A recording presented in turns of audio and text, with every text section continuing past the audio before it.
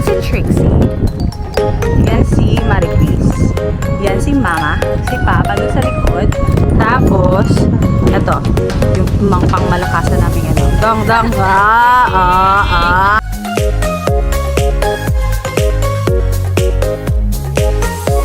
A few moments later. 22 years na akong nabubuhay sa mundo. Ngayon lang ako nakakita ng dugo. Hindi ko ma-video kasi ang lalaki ng alon kanina. Sayang. Tatlo sila. Maliit yung isa pa. Maliit yung isang dugong kanina, baby. Tatlo sila. Dalawang malaki, isang baby. Siyempre dugong yung Tricks. Malalaki talaga sila kahit baby. Hindi pa man kami naliligo, basta na po ako. Ang lalakas po, ang lalakas. Ang lalaki po ng alon. Look! God. What?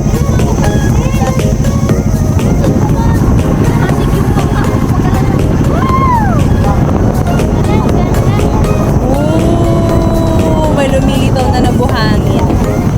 Ang clear ng water. By the way, bangka ni Papa yung gamit namin. Ginagamit to sa hanap buhay. Pero this time, since Easter Sunday, gamitin namin siya maligo. Lumilitaw na ang buhangin.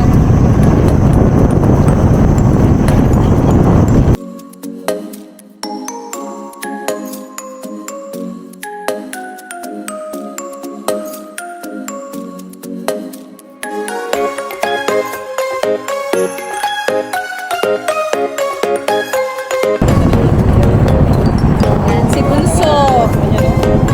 Dapat nakaupo lang kami, pero hindi na namin mapigilan. Tumayo na kami. Ganda kasi na. Daming naliligo doon sa unahan. Nakita, maliliit pa sila sa amin.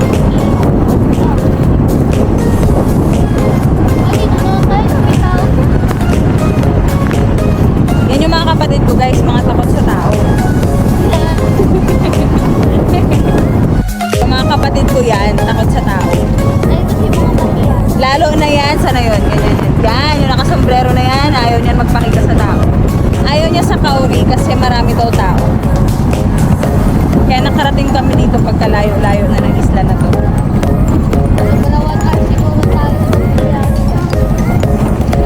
Tapos kailangan ko pang makabalik kasi dito tayo sa isla, so train na lang natin.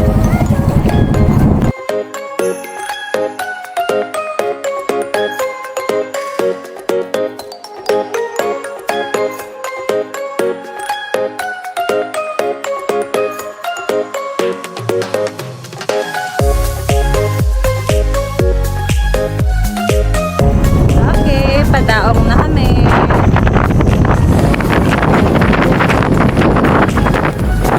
Ayun, sakto may lilim. Pwedeng tambayan. Doon din, pwedeng tambayan. Oh, ayan na si Bunso, oh. Oh. Ang muwana namin, oh, tumalon.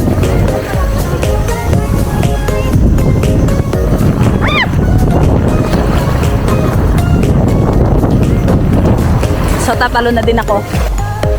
Char, hindi pala talon yun.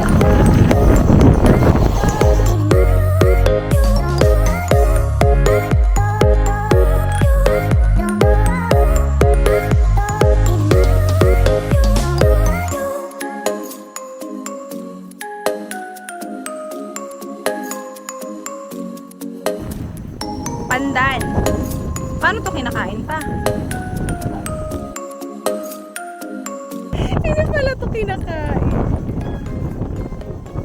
So para saan to? Pampabango?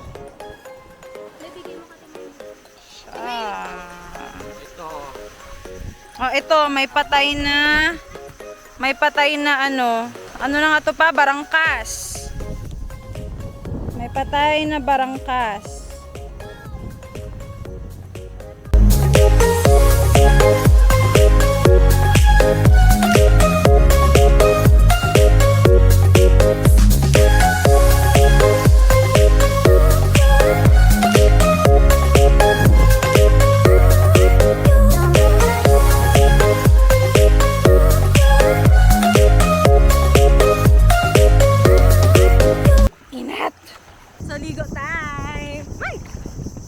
Pag-uwi namin, so sunog na kami. Kasi super init.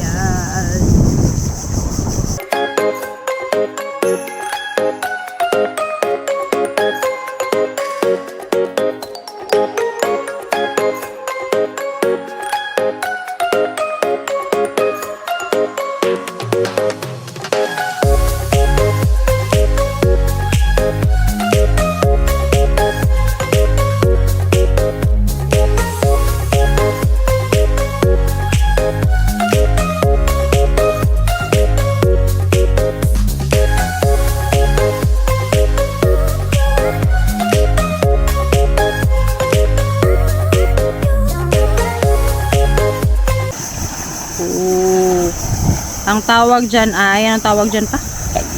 Taguykoy. Kaskas sa Bisaya. Pwede yan pang ulam. Pero isang piraso lang wala kang makain dyan. Taba kaya tutog ko. Sabi ni Papa, nung bata pa siya, nung huli sila ng ganyan, inulam nila.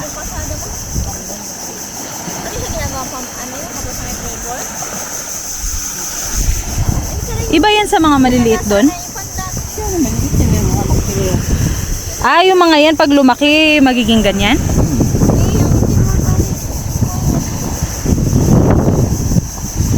Tapos yan ang pinakamalaki niya pa. Na yun na, pinatakas niya, pinatakas. O, diba? Hinuli niya, tapos pinatakas niya lang din. Bye-bye!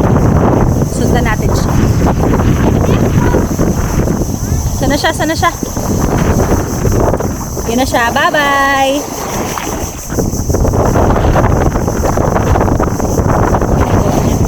Yan na, bumaon siya sa buhangin.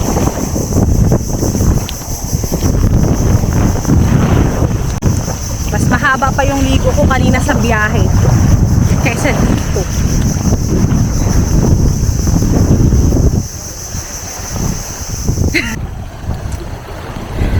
So, na kaming maligo. Actually, hindi kami naligo. Nagbaba lang kami sa water. Tamang banlaw-banlaw lang kasi may buhangin na yung katawan namin. Ngayon, na-explore naman yung isla kasama ni Papa.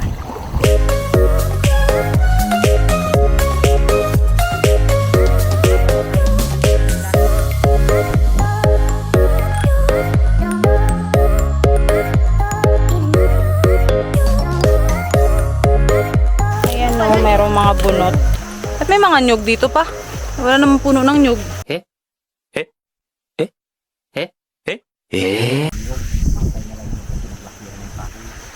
Ha? Dati no, mas lamang ang yun dyan.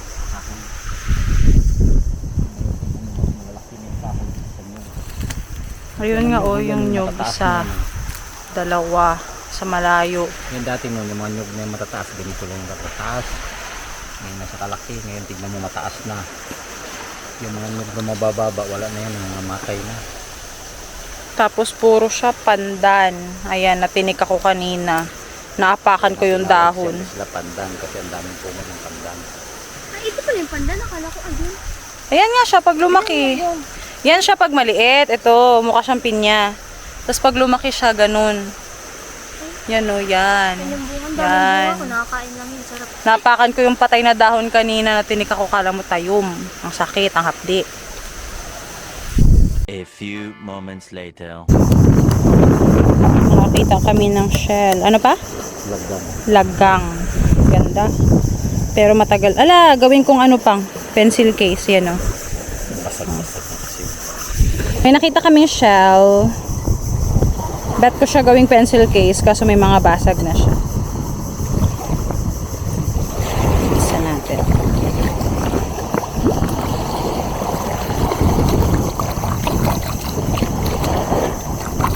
Sabi ni Papa, ang tawag daw dito ay lagang.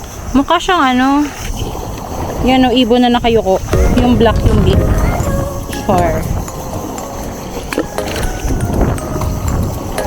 Ganda ng creations ni Lord.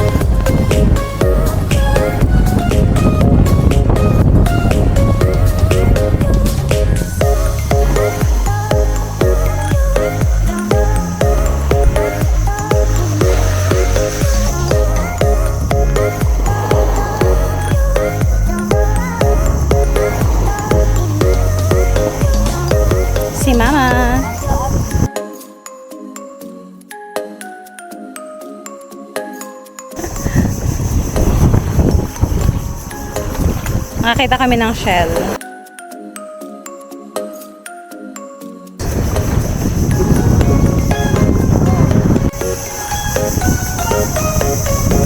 Ayan.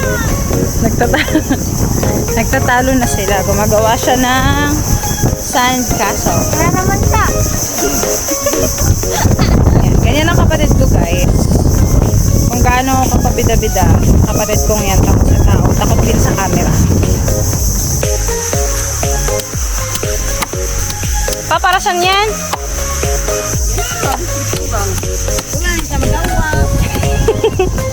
Board yun.